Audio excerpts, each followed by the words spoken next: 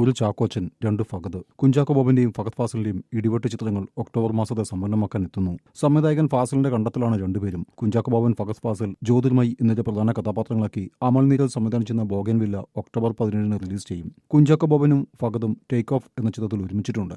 എന്നാൽ അമൽ നീരദിന്റെ ചിത്രത്തിൽ കുഞ്ചാക്കോ ബോബൻ ആദ്യമായാണ്. അമൽ നീരദ് സംവിധാനം ചെയ്ത വരത്തൻ, ഇയോബിന്റെ പുസ്തകം എന്നീ ചിത്രങ്ങളിൽ ഫഹദ് അഭിനയിച്ചിട്ടുണ്ട്. അമൽ നീരദിന്റെ ഭാര്യയും അഭിനേത്രിയുമായ ജ്യോതിർമയി ഇടവേളയ്ക്ക് ശേഷം മടങ്ങിയെത്തുന്ന ചിത്രം കൂടിയാണ് ബോഗൻവില്ല. ആവേശം എന്ന ബ്ലോക്ക് ബസ്റ്ററിന് ശേഷം എത്തുന്ന ഫഹദ് ഫാസിൽ സിനിമ എന്ന പ്രത്യേകതയുമുണ്ട് ബോഗൻവില്ലയ്ക്ക്. വേറിട്ട ലുക്കിലാണ് കഥാപാത്രങ്ങൾ എത്തുന്നത്. ചിത്രത്തിന്റെ ക്യാരക്ടർ പോസ്റ്റർ മുതൽ ഉദ്യോഗം ജനിപ്പിച്ചിരുന്നു. തികഞ്ഞ സ്റ്റൈലിഷ് ആക്ഷൻ ചിത്രമെന്നാണ് സൂചന. അമൽ നീരദ് പ്രൊഡക്ഷൻസിന്റെയും ഉദയ പിക്ചേഴ്സിന്റെ ബാനറിൽ ജ്യോതിർമയിയും കുഞ്ചാക്കോ ബോബനും ചേർന്നാണ് നിർമ്മാണം. ക്രൈം ത്രില്ലർ നോവലുകളുടെ ശ്രദ്ധേയനായ ലാജോ ജോസിനൊപ്പം ചേർന്നാണ് അമൽ നീരദ് തിരക്കഥ ഒരുക്കിയിരിക്കുന്നത്.